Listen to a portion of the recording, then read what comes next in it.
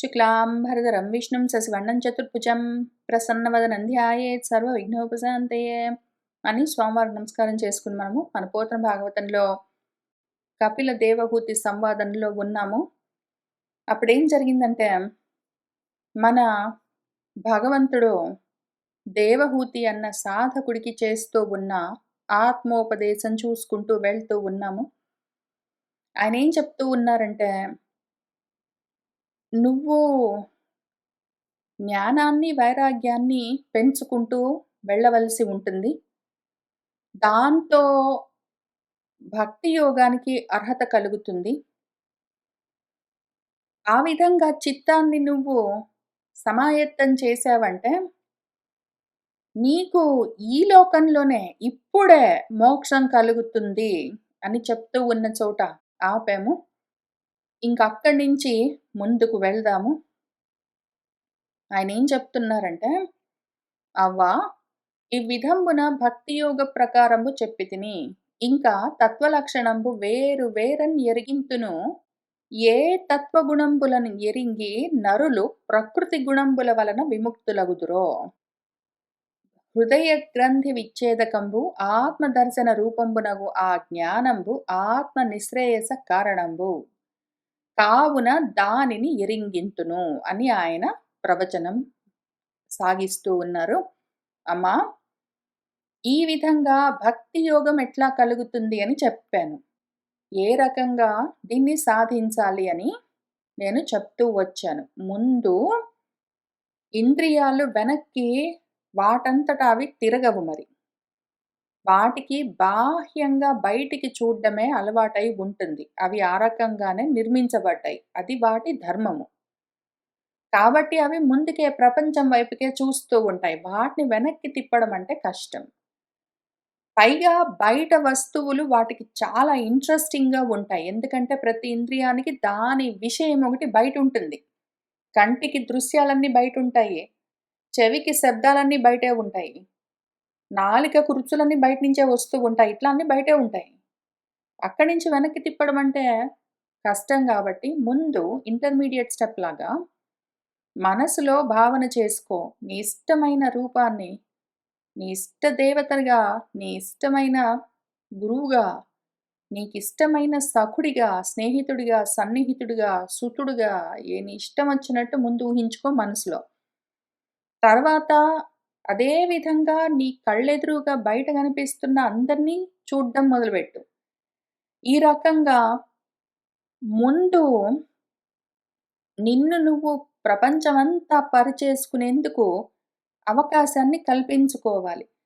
అసలు ఇది ఎంత ముఖ్యమైన విషయం అంటే, మనం పోయిన వారం చెప్పుకున్నది ఎంత ముఖ్యమైన విషయం అంటే, మనం పైన చెప్పుకున్న 2-3 పద్యాల్లో ముందు ఆయన ఏం చెప్పారంటే, సముడై స్నేహము చే సుతత్వం అని చెప్తున్న ఈ పద్యంలో ముందు మనసులోనూ ఊహించుకో. ఆ తర్వాత అవన్నీ బయట చూస్తున్న వాటిపైన నువ్వు ఆపాదించుకో. మనసులో ముందు నీకు ఇష్టమైన రూపాన్ని సాకారంగా, సగుణంగా తయారు చేసుకుని బయట ఉన్న రూపాలన్నింటిపైన అదే స్వరూపంగా ఉన్నట్టు భావన చేస్తూ ఉండు అని చెప్పారు. ఈ రకంగా చేయడం గురించే మనకు ఈశావాస్యోపనిషత్ అంతా చెప్తూ వస్తారు. ఈశావాస్యమిదం జగత్ తత్సర్వమని నువ్వు భావన చేస్తూ ఉండో. ముందు మనసులో ఈశ్వరుణ్ణి భావన చెయ్యి. ఆ తర్వాత ఈ ఈశ్వర భావనతోటే ప్రపంచాన్ని మొత్తాన్ని చూస్తూ ఉండు అని ఒక ఉపనిషత్తు మొత్తం రాసుకుంటూ వచ్చారు అదే విషయం. ఆ రకంగా చేస్తే దాని పేరు భక్తి యోగం. అప్పుడు ఇంకా ఆత్మతో అత్యంత సన్నిహితంగా తగులుకుని ఉండడము అని ఆయన చెప్తూ వచ్చారు. ఇప్పుడు అట్లా చెయ్యాలి అంటే ఆ బయట ఉన్నవేంటో అర్థం కావాలి. మనసులో ఊహించుకున్న దాన్ని అదే భావనగా, ఈశ్వర భావనగా మొత్తం బయట ఉన్న ప్రపంచాన్ని, బ్రహ్మాండాన్ని చూడాలి. అయితే బయట ప్రపంచమంతా ఎట్లా ఉన్నది, ఎక్కడి నుంచి వచ్చిందని తెలిసిందనుకోండి, అప్పుడు లోపల ఉన్న ఈశ్వరమే కదా బయట ఉన్న బ్రహ్మాండం అంతా అని అర్థమవుతుంది. అసలు లోపల ఒక ఈశ్వరమూర్తిని, ఒక ఈశ్వర తత్వాన్ని, బ్రహ్మని ఒక సాకార రూపంగా భావన చేసి దానితో బయట ప్రపంచాన్ని మొత్తాన్ని కప్పాలని చెప్తూ వచ్చారు ఇంతవరకు పైన పద్యాల్లో. అయితే ఇప్పుడు దాన్ని జ్ఞానంతో కలుపుకోవాల్సి ఉంటుంది. బయట మొత్తం ప్రపంచంగా కనిపిస్తున్నదంతా యాక్చువల్‌గా నువ్వు కష్టపడి భావన చేయక్కర్లేదు. అది నిజంగా గూడా బ్రహ్మస్వరూపమే. ఇన్ని రూపాలుగా కనిపిస్తూ ఉన్నది. అది ఎన్నో మార్పులు చెందుతూ, చెందుతూ, చెందుతూ ఈ బ్రహ్మాండంలాగా కనిపిస్తూ ఉన్నది. నువ్వు కష్టపడి భావన ఇనీషియల్‌గా కొంచెం చేయలే గానీ, ఆ తర్వాత కూర్చొని నువ్వు ఆలోచించుకో. జ్ఞానంతో కూడా తెలుసుకో. నువ్వు మనసులో ఏ రకంగా భావన చేస్తూ ఉన్నావో, అదే విధంగా బయట ప్రపంచమంతా తయారయ్యింది. వేరుగా లేదు. ఆ విషయం తెలియాలి కదా! కాబట్టి బయట బ్రహ్మాండమంతా ఎట్లా తయారైంది? ఎక్కడి నుంచొచ్చింది? దాని మూలమేంటి? అని చూద్దాము అని ఆయన ఇంక దాని గురించి చెప్పడం మొదలుపెడుతూ ఉన్నారు. ఇంక తత్వ లక్షణం చెప్తాను. వేరు వేరుగా చెప్తాను. నెమ్మదిగా చెప్తాను. ఒక్కొక్కటి విడదీసి చూపిస్తాను. ఒక్కొక్కటి నువ్వు భార్య, భర్త, పిల్లలు, ఇల్లు, చెట్టు, పిట్ట, కొండ, కోన అని రకరకాలుగా ఏవేవి చూస్తూ ఉన్నావో అవన్నీ పంచభూతాలతో తయారయ్యాయి. పంచభూతాలన్నీ మహత్ నుంచొచ్చాయి. మహత్ అంతా ఆ బ్రహ్మ పదార్థం నుంచొచ్చింది. కాబట్టి అసలు దాని మూలం దాకా వెళ్దాము. ఇప్పుడు ఇంత నేను ఫాస్ట్‌గా చెప్పా గదా! 2, 3 స్టెప్స్‌లో.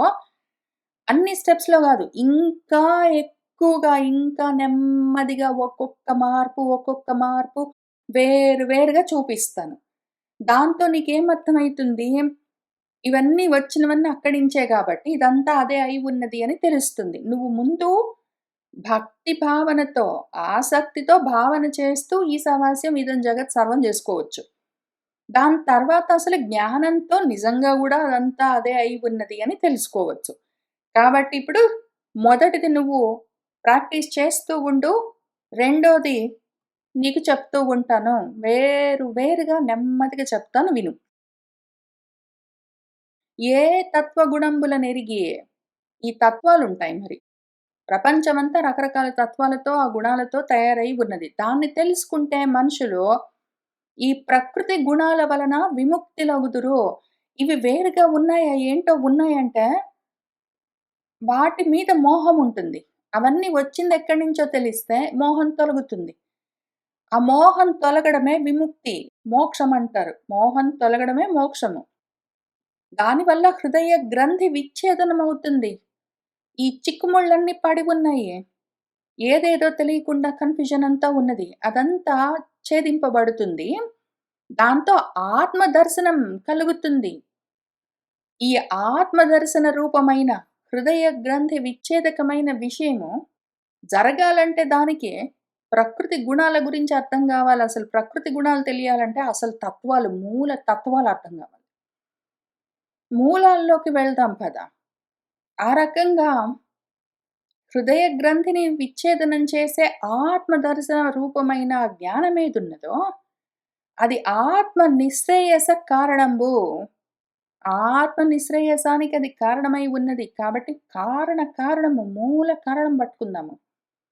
కావున దాని నెరుగింతును. నేను చెప్తాను క్లియర్‌గా, నెమ్మదిగా చెప్తాను. నువ్వు గూడా కంగారు పడకుండా విను. మొత్తం వచ్చిందంతా ఎక్కడి నుంచని విప్పదీసి చూసుకున్నామనుకో ఇప్పుడు పిడికిలి ముడిచి ఉన్నది అంటే, అందులో ఏదో ఉన్నది అనుకుంటాము. పెద్ద రహస్యం ఉన్నదనుకుంటాము. పిడికిలి విప్పామనుకోండి ఏమీ లేదని తెలుస్తుంది. అంతా ఉన్నదొకటే అని. పిడికిలి బిగతీసి కూర్చున్నంత వరకు లోపల ఇంకేంటో ఉందనుకుంటాము. తెరిచి చూస్తే ఉన్నదంతా ఒకటే అని తెలుస్తుంది. అంతటా లోపల బయట ఉందొకటే అని తెలుస్తుంది. అందుకని విప్పతీసి చూసుకుంటే అసలు ఈ తత్వాలన్నీ ఎక్కడి నుంచొచ్చాయని విప్పతీసి చూసుకుంటే, ఆ హృదయ గ్రంథి విడిపోతుంది. అందులో ఆత్మ స్వరూపం ముందు చెప్తాను విను. ఆత్మ దగ్గర నుంచి మొదలుపెడదాం. ఇంక అక్కడి నుంచి అనాత్మల దాకా వద్దాము. ఆత్మ స్వరూపం ఎట్టిదనినా అది అనాదియు, పురుషుండును, సత్వాది గుణ శూన్యుండును, ప్రకృతి గుణ విలక్షణుండును, ప్రత్యక్ స్వరూపుండును, స్వయం ప్రకాశుండును, మరియును ఎవ్వనితోడ ఈ విశ్వంబు సమన్వితంబగునో అతండు గుణత్రయాత్మత్వంబును, అవ్యక్తంబును, భగవత్ సంబంధియును అగు ప్రకృతియందు యదృచ్ఛచే లీలావశంబునన్ ప్రవేశించినన్ ఆ ప్రకృతి గుణత్రయమయంబైన స్వరూపంబైన ప్రజాసర్గంబు చేయన్ కనుంగొని అప్పుడు మోహితుండై విజ్ఞాన తిరోధానంబునం చేసి గుణత్రయాత్మకంబైన ప్రకృత్యధ్యాసంబున అన్యోన్య మేళనంబగుటయు అంతన్ ప్రకృతి గుణంబు తన యందు ఆరోపించుకుని క్రియామాణంబులగు కార్యంబుల వలన కర్తృత్వంబు కలిగి సంసారబద్ధుండై పారతంత్ర్యంబు కలిగియుండును. అస్సలు ఆత్మస్వరూపమేమి అది అనాది, దానికి ఆది లేదు.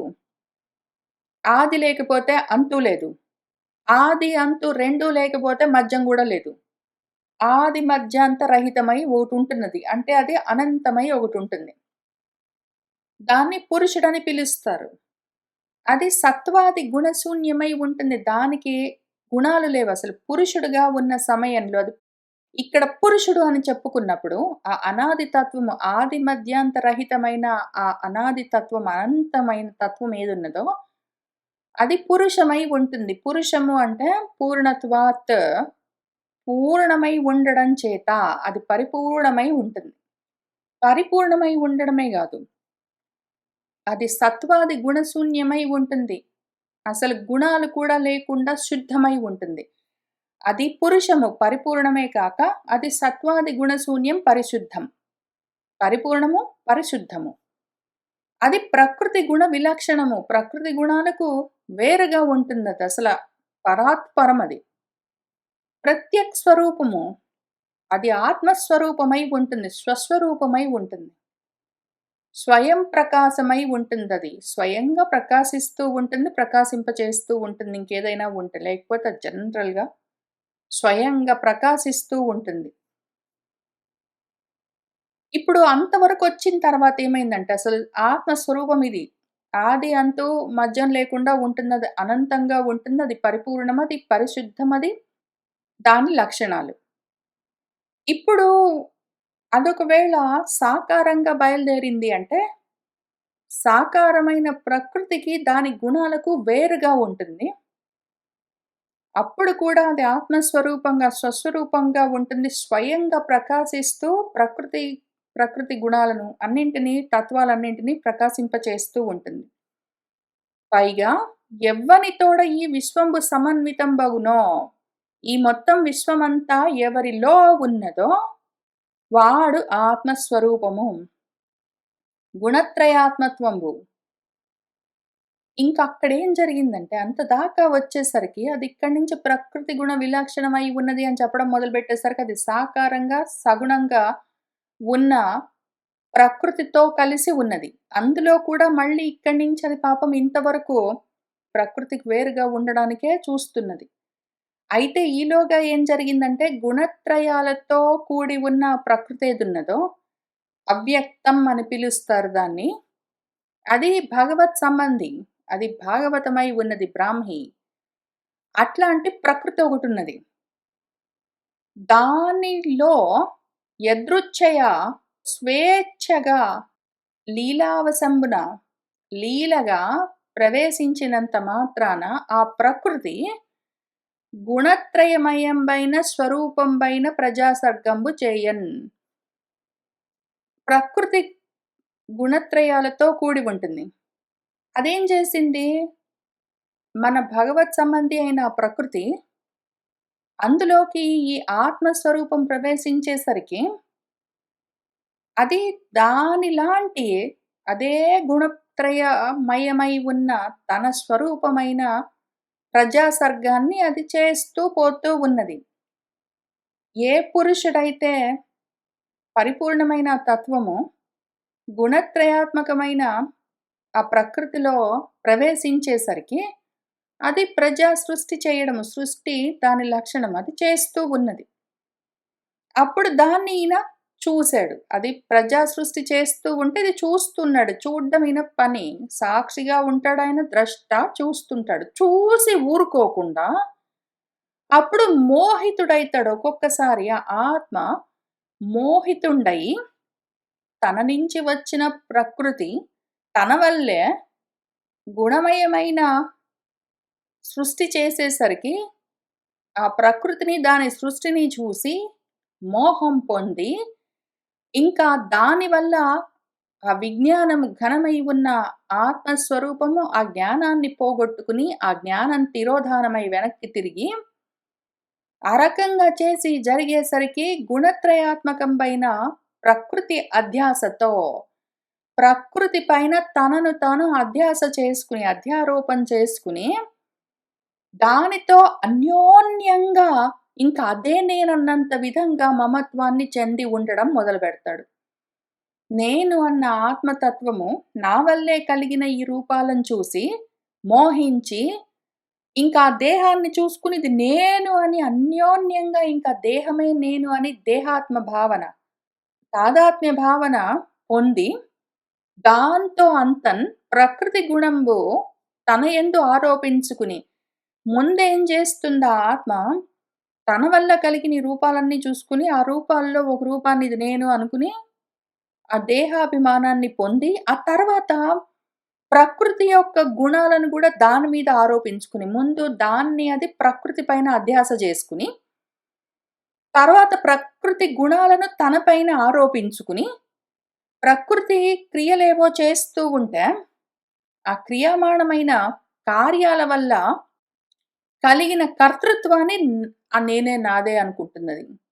ముందు దాన్నది కార్యాలపైన, శరీరాలపైన అధ్యాస చేసుకుని, ఆ తర్వాత ఆ ప్రకృతి గుణాలను తన పైన ఆరోపణ చేసుకుని, ఆ తర్వాత ప్రకృతి కర్మలు చేస్తూ ఉంటే అది నేనే చేస్తున్నాననుకుని మోహంతో ఉండి, కర్తృత్వాన్ని కూడా పొంది, ఇంక దానితో ఆ సంసారంలో బద్ధుడై ఉంటుందా ఆత్మ.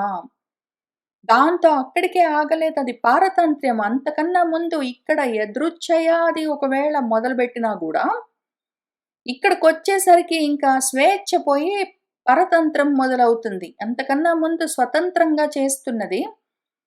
ఇక్కడికొచ్చేసరికి ఆ మోహం పొందేసరికి పరతంత్రం కలుగుతుంది. స్వతంత్రత పోయి పారతంత్ర్యం వచ్చేసరికి ఆ రకంగా ఉంటుంది. ఇంకప్పుడది అసలు జనరల్‌గా కర్తృత్వ శూన్యం. దానికి కర్తృత్వం లేదు. కర్త అవ్వవలసిన అవసరం లేదు. ఎందుకంటే ఏ కర్మలు లేవు. అటువంటి ఆ ఈశ్వరుడు సాక్షి అగుటం చేసి, సాక్షిగా ఉండి చూడ్డం ఈయనతోటున్న ప్రాబ్లమ్. ఇదిక్కడ పాపం యదృచ్ఛగా, లీలావశంగా ప్రకృతిలోకి ప్రవేశించి, గుణత్రయమయమైన స్వరూపంతో అది ప్రజాసర్గ చేస్తూ ఉంటే, దాన్ని చూసేసరికి ఎందుకు అంటే ఆయన సాక్షిగా ఉండే లక్షణం ఉన్నది. చూసి మోహంలో పడడం వల్ల, ఇంక ఇంత ఆపద కొని తెచ్చుకుని, ఆ విధంగా సాక్షి అవ్వడం చేత, ఆత్మకు కార్యకారణ కర్తృత్వాలు లేవు అయినా కూడా, ప్రకృతి అధీనమైన వాటిని తాను ఆరోపించుకుని, సుఖ దుఃఖ భోక్తృత్వాలు ప్రకృతికి విలక్షణమైన పురుషుడిగా ఉన్నాయని అనుకుని, కార్యకారణ కర్తృత్వాలేమో కర్మలు చేస్తూ ఉన్న ప్రకృతివి, సుఖ దుఃఖ భోక్తృత్వాలు దానికి వేరుగా ఉన్న పురుషుడివి అని అనుకుంటూ ఉంటుంది ఆ ఆత్మ అని కొందరంటారు అని చెప్తున్నాడు. ఈ రకంగా అని ఎరుంగుదురు అని ప్రాహుః, విదుః అని సాంస్క్రిట్‌లో. సంస్కృత శ్లోకాల్లో ప్రాహుః, విదుః అని వాడినప్పుడు, తెలుగులో అని ఎరుంగుదురు, అని తెలియుదురు అని చెప్పినప్పుడు, భగవంతుడు డైరెక్ట్‌గా చెప్తున్న విషయాలు కావు. మనుషుల వైపు నుంచి వాళ్ళేమనుకుంటున్నారు అని చెప్తూ ఉన్న విషయము. ఈ క్లారిఫికేషన్ మనం జాగ్రత్తగా చూసుకోవాలి. ఎందుకు అంటే, మళ్ళీ అదే ఎగ్జాంపుల్స్ నేనెందుకు మార్చను అంటే, ఆ ఎగ్జాంపుల్ చెప్పగానే విషయం వెంటనే అర్థం గావాలి. ఇంక మళ్ళీ దాన్ని ఫస్ట్ నుంచి ఎక్స్‌ప్లనేషన్స్ లేకుండా. కొంచెం చెప్పగానే అరుంధతి నక్షత్రం గురించి చెప్పగానే ఎట్లా అర్థమవుతుందో, ఏం చెప్పదలుచుకున్నారో అట్లా. ఇక్కడ గూడా మన బండరాయి ఎగ్జాంపుల్ సేమ్ స్టోరీ. మన బండరాయి అట్లనే ఉంటుంది. అయితే చూసేవాడు దాన్ని బండరాయి అనుకోవచ్చు, చెట్టు అనుకోవచ్చు, మనిషి అనుకోవచ్చు, ఇంకేమైనా అనుకోవచ్చు. కదులుతుంది అనుకోవచ్చు, కదలట్లేదు అనుకోవచ్చు, ఏమైనా అనుకోవచ్చు. అయితే బండరాయి మాత్రం దాని తీరినది ఉంటుంది. చూసేవాడి చూపుని బట్టి రకరకాలుగా కనిపిస్తూ ఉంటుంది. ఇప్పుడు మన భగవంతుడు సంస్కృతంలో ఆయన ఉపదేశం చేస్తూ ఉన్నా సరే, తెలుగులో ఇక్కడ చేస్తున్నా సరే, ఎరుంగుదురు, తెలియుదురు, ప్రాహుః, విదుః అని అన్నప్పుడు, ఇవతల నుంచి చూస్తూ ఉన్న వాళ్ళ వైపు నుంచి పురుషుడి వైపు నుంచి చెప్తూ ఉంటారు. అదంతా పురుషతంత్రం. వీళ్ళేమనుకుంటున్నారు అని చెప్తాడు. ఆయన వైపు నుంచి వస్తుతంత్రంగా ఆయన వైపు నుంచి ఎప్పుడెప్పుడైతే చెప్తుంటాడో, అప్పుడు ఇతి మే మతిః, ఇతి మే మతః అని చెప్తూ ఉంటాడు. అట్లా చెప్పినప్పుడు అని నా అభిప్రాయము, అని నేను అనుకుంటున్నాను అని అన్నప్పుడేమో అది వస్తుతంత్రము. అని ప్రాహుః, విదుః అన్నప్పుడు అది పురుషతంత్రము. ఇక్కడ వాళ్ళట్లా అనుకుంటారు అని చెప్తున్నాడు. ఈశ్వరుడు సాక్షిగా ఉంటాడు. కార్యకారణ కర్తృత్వాలు ప్రకృతి అధీనాలు, సుఖదుఃఖ భోక్తృత్వాలు ప్రకృతి లక్షణాలు, ప్రకృతికి విలక్షణమైన పురుషుడి లక్షణమని అనుకుంటూ ఉంటారు అని జెప్పాడు. కాబట్టి ఇక్కడ 3గా విడిపోయారు. ఇప్పుడు ఒకటేమైందంటే ఒక ఈశ్వరుడు, ఒక ప్రకృతి, ఒక పురుషుడు అని 3గా విడిపోయింది. ఈ 3గా విడిపోవడమే మనకొచ్చిన పెద్ద కష్టము, పెద్ద నష్టం ఇదే. దీన్ని ఎక్కడెక్కడ కనిపించినా అక్కడక్కడ మళ్ళీ మళ్ళీ చెప్తుంటాను. ప్రాబబ్లీ ఇంకా కొన్ని వారాలు, కొన్ని నెలలు ఎక్కడ అవకాశం వస్తే అక్కడ ఈశ్వరుడు, ప్రకృతి, పురుషుడని 3 కనిపించినప్పుడల్లా, లేదా ఆధ్యాత్మిక, ఆది దైవిక, ఆది భౌతిక అని ఎక్కడెక్కడ కనిపించినా సరే, ఇంకొకటే విషయం చెప్పుకుంటూ వస్తాను. మనకి బండరాయి ఎగ్జాంపుల్ అర్థమైనట్టు గుండ్రాయిలాగా ఈ విషయం బాగా మనసులో గుర్తుండిపోవాలి అందుకని. ఇప్పుడు అహం బ్రహ్మాస్మి అని మనకొక మహామంత్రం ఉన్నది. అహం బ్రహ్మాస్మి. దాన్ని మనము పురుషతంత్రంగా చూస్తే అహం, బ్రహ్మ, అస్మి అని 3గా వేర్వేరుగా ఉంటాయి. అదొకవేళ వస్తుతంత్రంగా అవతల నుంచి చూసామంటే బ్రహ్మము అహమస్మి, ఆ బ్రహ్మము నేనై ఉన్నాను. నేనే బ్రహ్మను అని చెప్పడము వస్తుతంత్రము. అప్పుడది కామాలుండవు. అహం బ్రహ్మాస్మి, నేను బ్రహ్మనై ఉన్నాను. అది ఒకవేళ పురుషతంత్రంగా చూస్తే ఏమవుతుందంటే, అహం నేనని ఒకటున్నాను, ఆధ్యాత్మికము. బ్రహ్మమని భగవంతుడు వేరేగా ఇంకొకాయనున్నాడు. ఈశ్వరుడు, పరమాత్మ, పరబ్రహ్మము, భగవంతుడు, దేవుడు అని ఏ పేరుతోటి పిలిచినా సరే, అదొకటి వేరేగా ఉన్నది. నాకు సెపరేట్‌గా ఒకటున్నది. అది ఆది దైవికము అని ఎప్పుడైతే అహం, బ్రహ్మ అని అహాన్ని బ్రహ్మకి వేరు చేసి భేదం చూసామంటే మాత్రము, వెంటనే ఆ అవిద్య వల్ల, భేద బుద్ధి ఉన్నది అంటే అవిద్య వల్లే కలుగుతుంది. ఏ అవిద్య?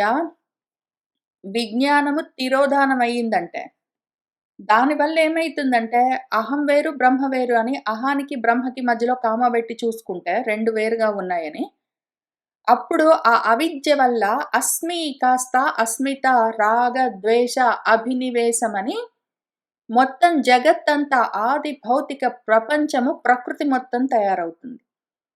అసలు ఉన్నదంతా ఈశ్వరమయము. ఉన్నదంతా ఈశ్వరమే. అయితే అది ప్రకృతిగా, పురుషుడిగా ఎందుకయిందంటే నేను పురుషుడిని వేరు, అక్కడ ఈశ్వరుడు వేరు. ఇక్కడ పురుషుడు అహం నేను, ఇదిగో ఈ దేహం, ఈ శరీరం ఏదున్నదో ఈ అహం, ఈ దేహం నేను అని ఆ మోహంతోటి మోహితుడై విజ్ఞానము తిరోధానమై ఒకవేళ వాడు ఈ పురుషుణ్ణి నేను సెపరేట్, నాకు వేరుగా ఈశ్వరుడు బ్రహ్మం ఇంకొకటి ఉన్నది అనుకోగానే వెంటనే ఆ అజ్ఞానం వల్ల, మోహం వల్ల ప్రకృతి జగత్తు మొత్తం తయారయ్యి బయలుదేరుతుంది. అహం, బ్రహ్మ చేశామంటే అస్మిత, రాగ, ద్వేష, అభినివేశాలతో కూడిన ఆదిభౌతికమైన ప్రపంచమంతా వస్తుంది. అహం, బ్రహ్మ గాదు, అహమే బ్రహ్మ అని ఒకవేళ తెలిస్తే అస్మి, ఇంకా అహం లేదు, బ్రహ్మ లేదు, 2 కలిసిపోయి అస్మి అని ఒక్కటే మిగులుతుంది ఇంకప్పుడు. ఇప్పుడు కానీ ఇక్కడ ఈయన చెప్తున్నది వస్తుతంత్రం కాదు. అక్కడ చెప్తున్నది ఆయన వేదాల్లో చెప్తూ ఉన్న అహం బ్రహ్మాస్మి గురించి చెప్తూ ఉన్న విషయం అటువైపు నుంచి చూపిస్తున్న తత్వం గాదు. ఇటు సైడ్ నుంచి పురుషతంత్రము మనుషులేమనుకుంటారు? వీళ్ళేం జూస్తున్నారు? వీళ్ళకెట్లా అర్థమైతుంది? శరీరాల్లో ఉండి శరీరమే నేననుకుంటూ దేహాద్యభిమానాలతో ఉన్న వాళ్ళకి ఎట్లా అర్థమైతుంది అని ఇటువైపు నుంచి ఎక్స్‌ప్లెయిన్ చేస్తున్నారు. ఎందుకంటే ఇంకిక్కడి నుంచి వీడిని "ఒరేయ్! నువ్వు ఇక్కడి నుంచి చూస్తున్నావురా! ఇంత దూరం నుంచి చూసావంటే అది బండరాయిలాగా, చెట్టులాగా, మనిషిలాగా ఇంకేంటో కనిపిస్తుంది. నువ్వు అదట్లా కనిపిస్తుంది చూసావా? అదస్సలు కదులుతున్నట్టు మనిషిగానో, చెట్టులాగానో, ఎట్లో ఒకట్లా రకరకాలుగా నువ్వు అప్పుడప్పుడు అనుకున్నప్పుడు బండరాయిలాగా కనిపిస్తుంది గదా! చూడు దాన్నిట్లా చూస్తున్నావా? అని చూపిస్తూ, చూపిస్తూ వీడినిక్కడి నుంచి నడిపించుకుంటూ తీసుకెళ్ళి అక్కడి దాకా బండరాయి దాకా వెళ్ళిపోయేసరికి అది వాడే అయిపోయి ఉంటాడు. కాబట్టి ఇంకప్పుడు పురుషతంత్రం గాదు వస్తుతంత్రం అవుతుంది.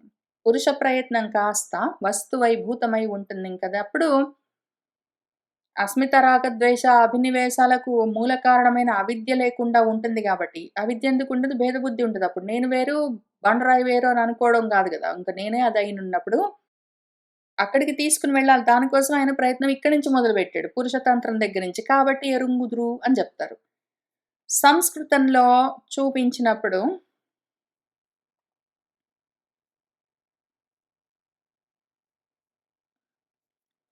ఇక్కడ ఇదే విషయము శ్రీ భగవానువాచం దేవహూతి అడుగుతున్న ప్రశ్నలకు భగవంతుడు చెప్పడం మొదలుపెడుతూ ఉన్నప్పుడు ప్రాహుహు అంటారాయన. అని ప్రాహుహు అని చెప్పినప్పుడు పురుషతంత్రంగా చెప్తున్నారు. నేను చెప్తున్నాను అని ఆయన చెప్పినప్పుడు ఈ విదుహు, ప్రాహుహు అంటే ఇవతల నుంచి చెప్తున్నారు. వీళ్ళిట్లా చూస్తారు దాన్ని అని. ఆయన ఒకవేళ చెప్పదలుచుకున్నప్పుడు ఆయనేం చేస్తారంటే అసల మాటలేం మారిపోతాయి అవి. ఇంకా అప్పుడు వస్తుతంత్రంగా జెప్తారు దాన్ని. దానికొక శాంపుల్ ఎక్కడైనా కనిపించినప్పుడు నేను చెప్తాను గూడా చూపించి. హ్మ్. ఇప్పుడిక్కడెక్కడైనా గబగబా కనిపిస్తే చూపిస్తాను. లేపోతే ఎక్కడైనా కనిపించినప్పుడు ఈయన వస్తుతంత్రంగా చూపిస్తున్నారు. ఈ విషయం విదుహు అన్నప్పుడు ఇటు నుంచి చూపిస్తుంటారు. ఎందుకంటే వీళ్ళేమనుకుంటున్నారో అది అవసరం గదా! కాబట్టి. ఇక్కడ మే మతః అంటారు. అంటే అని నేననుకుంటున్నాను అంటారు. అన్నప్పుడు ఇంక అటునుంచి చూపిస్తారాయన. ఈ తేడా మనము ఐడెంటిఫై చేస్తూ ఉండాలి. ఆటోమేటిక్‌గా ఆయన ఎటువైపు నుంచి చూపిస్తున్నారు. ఎందుకంటే ఆయన అటు చెప్తారు, ఇటు చెప్తారు. ఆయన అటు చెప్తారు, ఇటు చెప్తారు గాబట్టి, ఎటు సైడ్ నుంచి చెప్తున్నారు అన్న విషయం గురించి మనకొక క్లారిటీ ఉండాలి. లేకపోతే ఆయన ఏ యాంగిల్ నుంచి చెప్తున్నారో మనకర్థమే గాకపోతే, నిజంగా ఇన్నున్నాయనుకుంటాము. ఇన్నున్నాయి గాదు. బండరాయి అట్లా ఉంటుంది. అది వీడికి ఇన్ని రకాలుగా కనిపిస్తుంది అని చెప్తున్నారు. అంటే నిజంగా ఉంటుందని గాదు. అక్కడ మనము కన్‌ఫ్యూజ్ కారాదు. కాబట్టి వీడికి ఇన్ని రకాలుగా కనిపిస్తూ ఉంటుంది అని చెప్పినను విని మన దేవహూతి మళ్ళీ కపిలుల వారితో భగవంతుడితో ఇట్లనియే. పురుషోత్తమా! ప్రకృతి పురుషులు సదసదాత్మక ప్రపంచంబునకు కారణభూతులు కావున వాని లక్షణంబు సదసత్ వివేకపూర్వకంబుగాన్ ఆనతిమ్ము అనినన్ భగవంతుడు ఇట్లనియే. ఇంగామె ఇంతవరకొచ్చేసరికి సరే నువ్వు చెప్పింది నాకర్థమైంది. ప్రకృతి, పురుషులని 2 పేర్లు జెప్పావు. సత్, అసత్ మారకుండా ఉన్నది. అసత్ మారుతూ ఉన్నది. సత్ అయితే మారనిది. అసత్ మారుతూ ఉన్నది. సత్ అచరము. అసత్ చరము. చరాచరాత్మకమైన సదసదాత్మకమైన ఏ ప్రపంచమున్నదో దానికి కారణభూతాలు ఈ 2 ప్రకృతి, పురుషులు. ప్రకృతి, పురుషుడు అని ఎందుకు తయారవుతాయి? పురుషుడు, ఈశ్వరుడు అని వేరవ్వగానే ప్రకృతి అని ఒకటి తయారవుతుంది. ప్రపంచం మొత్తం వస్తుంది అని చెప్పావు గదా! ఇప్పుడు ప్రకృతి పురుషుల లక్షణము సదసత్ వివేకపూర్వకంగా సత్తేంటో, అసత్తేంటో, ఉన్నదేంటో, లేనిదేంటో విప్పదీసి నాకు అర్థమయ్యే విధంగా చెప్తావా? అన్నప్పుడు భగవంతుడు ఏం చెప్తున్నారంటే, క్రమమున త్రిగుణమును అవ్యక్తము, నిత్యము, సదసదాత్మకము మరియు ప్రధానము అనగా ప్రకృతి విశేషములు అదియు విశిష్టమనిది సత్విదులు ఎలమిన్. ప్రకృతికి కొన్ని పేర్లున్నాయి. సత్విదులు అంటారు. వాళ్ళంటారు అన్నాడు. ఈయన నేనంటున్నాను అనలేదు. వాళ్ళిట్లా చూస్తారు అని పురుషతంత్రంగా యువతల సైడ్ నుంచి చూపిస్తున్నారు. త్రిగుణాలతో ఉంటుంది. అవ్యక్తమై వ్యక్తం కాకుండా ఉంటుంది. వ్యక్తమైతే ప్రపంచం. వ్యక్తం గాకుండా అవ్యక్తంగా దాని వెనకాల మూలంగా ఉంటే ప్రకృతి. అది నిత్యము ఉంటుంది. ఎందుకు? మార్పు లేకుండా ఉంటుంది. అవ్యక్తం గాబట్టి. అది సత్‌గా, అసత్‌గా ఉంటుంది. మరియు ప్రధానం అని దానికి పేర్లు. ప్రధానము, ప్రకృతి, సదసదాత్మకం, నిత్యం, అవ్యక్తం, త్రిగుణాత్మకం అని దానికి పేర్లు. ఈ ప్రకృతి అసలు అవిశేషంగా ఉంటుంది. అది వేరుగా ఉండదు. అసలు ఈశ్వరుడికి అది వేరుగా ఉండదు. దాంట్లో గూడా భేదాలు లేవు. అది నిర్భేదంగా ఉంటుంది. అది అఖండంగా ఉంటుంది. అది భగవత్ స్వరూపమై ఉన్నది.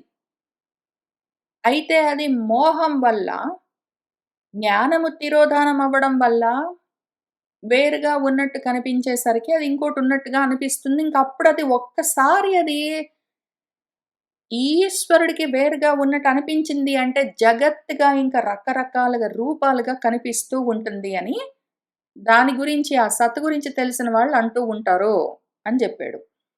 ఇక్కడ పద్యంలో కొంచెము ప్రకృతి విశేషములు అదియు విశిష్టము అని. అది ఇవన్నీ ప్రకృతి విశేషాలేవి? త్రిగుణము అవ్యక్తం నిత్యం సదాత్మకం ప్రధానం అని ప్రకృతి విశేషాలు. దాన్ని విశిష్టం అంటారు అని ఇక్కడ రాశారు. కానీ అసలు మూలంలో అదసలు నిర్విశేషమైనా కూడా, అవిశేషమైనా కూడా విశేషవత్ వేరు వేరుగా ఉన్నట్టుగా అది కనిపిస్తూ ఉంటుంది అని దాని గురించి తెలిసిన వాళ్ళు ప్రాహువు చెప్తూ ఉంటారు అన్నాడు. అక్కడ మన పద్యం కొంచెం మారిందెందుకో.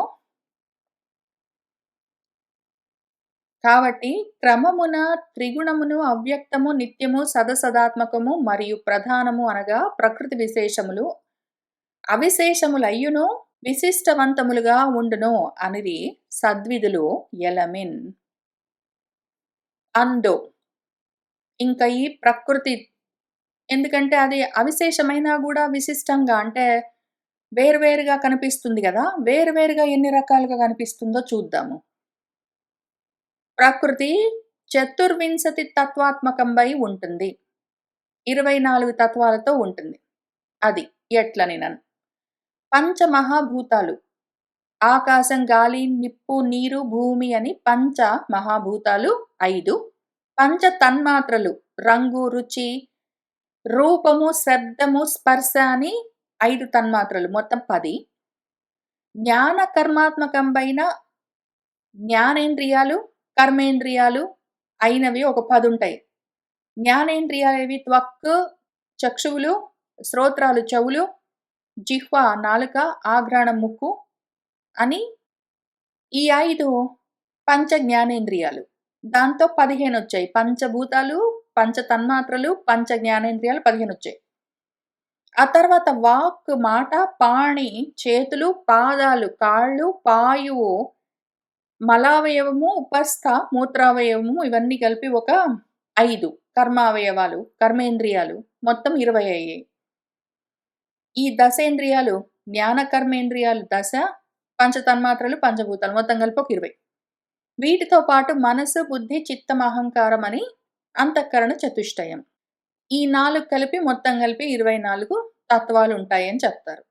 అను చతుర్వింశతి తత్వాత్మకంపైన సగుణ బ్రహ్మ సంస్థానములు. ఇవన్నీ సగుణ బ్రహ్మము యొక్క స్థానాలు. ఇవి సగుణ బ్రహ్మ యొక్క స్థానాలు. ఈ స్థానంలో, ఈ సంస్థానంలో సగుణ బ్రహ్మము యొక్క సంస్థానము 24 తత్వాలుగా ఉంటుంది. అందులో 4 తత్వాలు మనోబుద్ధి చిత్తాహంకారాలనుంటాయి. ఇవి స్పెసిఫికలీ వ్యూహాలు కొన్ని సమూహాలుగా ఉంటాయి.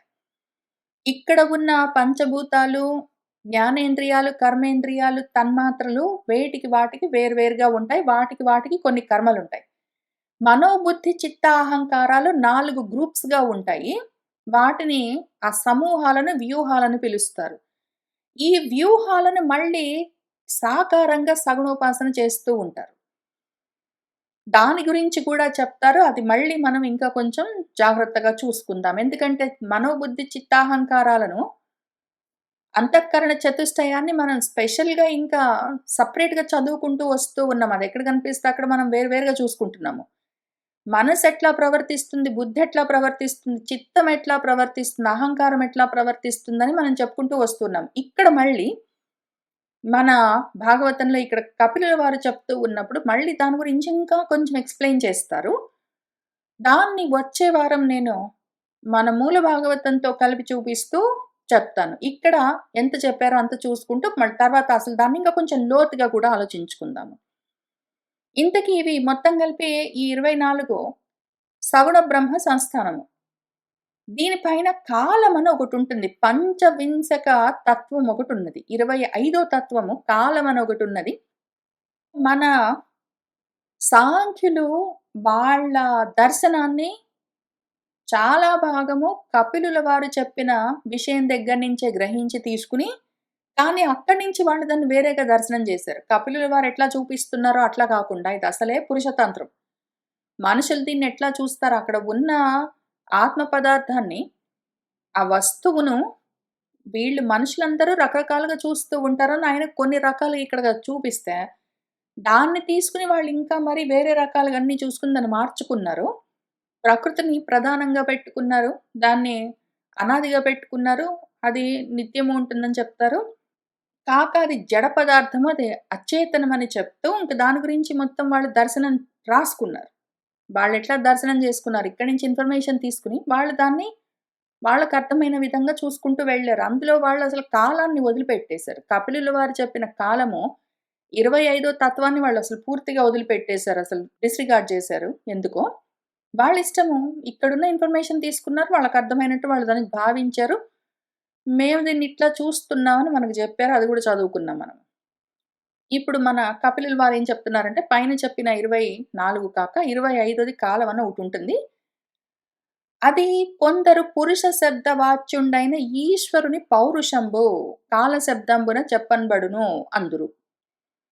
దాన్ని కొంతమంది ఏమంటారంటే, పురుష శబ్ద వాచ్యుడైన ఈశ్వరుడు, పురుషుడు అని ఏది చెప్పుకున్నామో మనము, పురుషేతే ఇతి అని చెప్పుకునే కన్నా ముందు పూర్ణత్వాత్ పురుషః అని పురుషుడు అని చెప్పగానే ఒక్కటేసారి మనం ఏదో ఒక్క అర్థాన్ని చూడ్డం కష్టం. కాంటెక్స్‌ని బట్టి పురుషుడు అనగానే పూర్ణత్వాత్ పురుషః అంటే పరిపూర్ణమైన తత్వము అని ఒక అర్థం ఉంటుంది.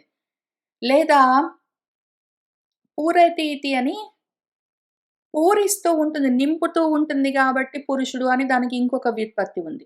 కాక పురిసేతే ఇతి అని శరీరాల్లో ఉంటుంది కాబట్టి పురుషుడు అని దానికి ఒక్కొక్క కాంటెక్స్ట్‌లో ఒక్కొక్క అర్థం ఉంటుంది. ఇక్కడ పురుష శబ్ద వాచ్యుడైన ఈశ్వరుడు ఎవరున్నాడో పూర్ణత్వాత్ పురుషః, ఆ పురుషమే సాకారంగా ఉన్నప్పుడు, సగుణంగా ఉన్నప్పుడు ఆ పౌరుషము, ఆ పురుష తత్వమే కాలశబ్దంగా ఉంటుంది అని చెప్తూ ఉంటారు. అంటే బేసిక్‌లీ ఆ పురుషుడే కాలము.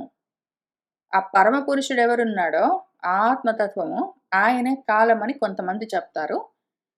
అందులో అహంకార మోహితుండై ప్రకృతి పొంది జీవుడు భయంబు చెందును. ఈ కాలానికి లోబడి ఉన్నాడంటే మాత్రము ఇంకా అహంకారంతో మోహాన్ని పొంది ప్రకృతిని పొందుతాడింకా. ప్రకృతిలోకి మొత్తానికే జారిపోతాడు ఆ జీవుడు. ఇంకా భయాన్ని పొందుతూ ఉంటాడంటే మృత్యువును పొందుతుంటాడు. అందుకనే కాలుడు అన్నా, మృత్యువు అన్నా ఒకటే. భయం అంటే మృత్యువు. కాలుడు యముడో, యముడు ఎందుకంటే నియమిస్తూ ఉంటాడు. మృత్యువు అని అందుకనే పిలుస్తారు. ఎందుకంటే మోహంతో ఉండడం వల్లే భయము, మృత్యువు ఇవన్నీ ఉండేది. కాలం కదులుతూ ఉంటే దానికి లోబడి ఉన్నాడంటే మాత్రం భయాన్ని పొందుతాడు ఆ జీవుడు. ప్రకృతి గుణ సామ్యంబునం చేసి వర్తించి నిర్విశేషుండగు భగవంతుని చేష్టా విశేషంబు దేని వలన ఉత్పన్నంబగునో అదియే కాలంబని చెప్పన్బడు. దాన్నేమంటారంటే ప్రకృతి గుణ సామ్యం. ప్రకృతి గుణాలు 3 ఉంటాయి. సత్వరజస్తమో గుణాలని 3 గుణాలుంటాయి. ఆ 3 గుణాలు సామ్యావస్థలో ఉన్నప్పుడు ఏమీ ఉండదు. ఊరికనే ప్రకృతి నిర్వ్యాపారంగా ఏ పనులు, కర్మలు లేకుండా అది ఊరికనే ఉంటుంది. త్రిగుణాత్మకమైన ప్రకృతి అట్లా ఊరికే ఉంటుంది. 3 గుణాలు సామ్యావస్థలో ఉంటాయి. అప్పుడేమైతుందంటే, ఈ భగవత్ రూపమైన, ఈశ్వర స్వరూపమైన కాలం ఎప్పుడైతే, ఆ ప్రకృతి గుణాల్లో కదలికలు కల్పించిందంటే, ప్రకృతి సామ్యావస్థను వదిలిపెట్టి విషమావస్థకి వైషమ్యానికి లోనయిందంటే, అప్పుడు ప్రకృతి గుణ వైషమ్యం అని పిలుస్తారు. ఆ ప్రకృతి గుణ వైషమ్య స్థితికి వెళ్ళిందంటే, అప్పుడేమవుతుందంటే, ఇంకది సృష్టి చేస్తుంది. ఇప్పుడు ప్రకృతిలోని గుణాలు సామ్యావస్థలో ఉంటే, అప్పుడు నిర్విశేషుడైన భగవంతుడి యొక్క చేష్టా విశేషం దేని వల్ల ఉత్పన్నమవుతుందో అది కాలమని చెప్తున్నారు. ఇక్కడ ఏమంటున్నారంటే, భగవంతుడి యొక్క చేష్టలు ఏ కాలం వల్ల కలుగుతాయో అని చెప్తూ ఉన్నారు. అయితే అసలు మూలంలో ఉన్నదేంటంటే, ఈ కాలమని ఒకటుందని ప్రాహువు అంటారు. అహంకారంతో ఉన్న మూర్ఖులు ఆ ప్రకృతిని పొంది కర్తగా ఉంటారు. ప్రకృతి గుణసామ్యావస్థలో ఉన్నప్పుడు అదసలు నిర్విశేషంగా ఉంటుంది. ఇక్కడ నేను చెప్పిందదే. అవిశేషమైంది అంటే అది మామూలుగా గుణాలన్నీ సామ్యావస్థలో ఉంటది. అవిశేషంగా లేదా నిర్విశేషంగా ఉంటుంది. అయితే యతః ఎప్పుడైతే దేనివల్ల అందులో కదలికలు కలుగుతాయో దాన్ని కాలభగవానుడు అని పిలుస్తారు. ప్రకృతి గుణాల్లో కదలికలు దేనివల్ల కలుగుతాయో దాన్ని కాలమని పిలుస్తారని ఇక్కడ చెప్తున్నారు. ఇక్కడ భగవంతుడి చేష్టలు దేనివల్ల కలుగుతాయో అది కాలమని చెప్తున్నారు కాదు. కాలం వల్ల ప్రకృతిలో చేష్టలు కలుగుతాయి. చేష్టలు భగవంతుడిలో కలగవు. ఇది కొంచెం కన్‌ఫ్యూజింగ్‌గా చెప్పారు వాళ్ళు. ప్రకృతి గుణ సామ్యము. ప్రకృతి సామ్యావస్థలో ఉన్న సమయంలో కాలం వల్ల భగవంతుడి చేష్టలు కలుగుతాయని చెప్తున్నారు. అయితే మూలంలో చెప్పిందేంటంటే, సామ్యావస్థలో ఉన్న ప్రకృతి గుణాల్లో చేష్టలు దేనివల్ల కలుగుతాయో దాన్ని కాలమని పిలుస్తారు అని చెప్తూ ఉన్నారు. ఇంతకీ ఎన్ని రకాలుగా చెప్పినా సరే, ప్రకృతి, కాలము, చేష్ట అని చూస్తే, కాలము, కర్మ, స్వభావం అని 3 ఉంటాయి. కాల, కర్మ, స్వభావాలు కలిసాయంటే మాత్రం ప్రపంచమంతా తయారవుతుంది. అదియు జీవరాశ్యంతర్గతం బగుటం చేసి పురుషుండనియు వాని బహిర్భాగ వ్యాప్తించేసి కాలంబనియు చెప్పంబడును. జీవరాశులలో అంతర్గతంగా ఉంటేనేమో అదే కాలాన్ని పురుషుడని పిలుస్తారు. బహిర్గతమై ఉంటేనేమో వ్యాపిస్తే దాన్ని కాలమని పిలుస్తారు. అదే కాలాన్ని లోపల ఉంటే పురుషుడని, బయట ఉంటే కాలమని పిలుస్తారు. ఆత్మ మాయం చేసి తత్వాంతర్గతుండైన జీవుని వలన క్షుభితంబై జగత్కారణంబగు ప్రకృతి యందు పరమపురుషుడు తన వీర్యంబు పెట్టినన్. తన మాయతో స్వమాయయ ఆ పరమపురుషుడు తత్వాంతర్గతుడై ఆ 24 తత్వాల్లోకి ప్రవేశించి ఉండడం చేత జగత్కారణమైన ప్రకృతిలో క్షోభ మొదలవుతుంది. దానితో ముందు సూక్ష్మ ప్రపంచం, ఆ తర్వాత స్థూల ప్రపంచమంతా బయలుదేరుతుంది. ఈ విషయం చెప్పడం కోసమే లలితా సహస్రంలో క్షోభిణి, సూక్ష్మ రూపిణి అని నామాలుంటాయి. ఆ రకంగా క్షోభ చెందిన అంటే కదలికలు ఏర్పడిన ప్రకృతిలో పరమపురుషుడు తన వీర్యాన్ని పెడితే ఆ ప్రకృతి హిరణ్మయంబైన ఒక మహాతత్వాన్ని పుట్టించింది. అంత సకల ప్రపంచ బీజభూతుడును లయ విక్షేప శూన్యుడును అగు ఈశ్వరుడు తన సూక్ష్మ విగ్రహంబునందు ఆత్మగతంబైన మహదాది ప్రపంచంబుల వెలిగించుచు స్వతేజో విపత్తించేసి ఆత్మ ప్రస్వాపనంబు చేయును అట్టి తమంబును గ్రసించెను అని చెప్పి వెండియును ఇట్లనియే. అప్పుడేమైతుందంటే సామ్యావస్థలో ఉన్న ప్రకృతి గుణాలు క్షోభ చెందాయంటే ఇంకప్పుడు జగత్కారణమైన ఆ ప్రకృతిలో పరమపురుషుడు వీర్యాన్ని పెట్టేసరికి మహత్తత్వము, ఒక హిరణ్మయము అయిన తత్వము పుడుతుంది.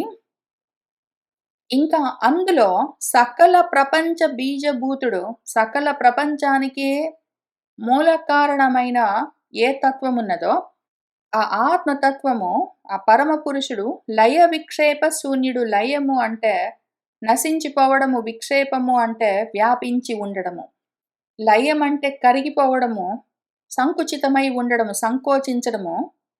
విక్షేపం అంటే వ్యాపించడం, విస్తరించడము. లయ విక్షేపాలు లేవంటే సృష్టి స్థితులు లేని, జన్మ మృత్యువులు లేని ఆ ఈశ్వరుడు తన సూక్ష్మ విగ్రహంలో ఆత్మగతమైన మహదాది ప్రపంచాలను ప్రకాశింపచేస్తూ స్వతేజస్సును పొంది తను స్వయం జ్యోతిగా ఉండి ఆత్మ ప్రస్వాపనంబు చేయు ఆత్మను నిద్రబుచ్చి మోహంలో ఉంచే తమస్సుని గ్రసిస్తాడు, లేకుండా చేస్తాడు అని చెప్పి వెండియుని ఇట్లనియే మళ్ళీ ఇట్లా అన్నాడు.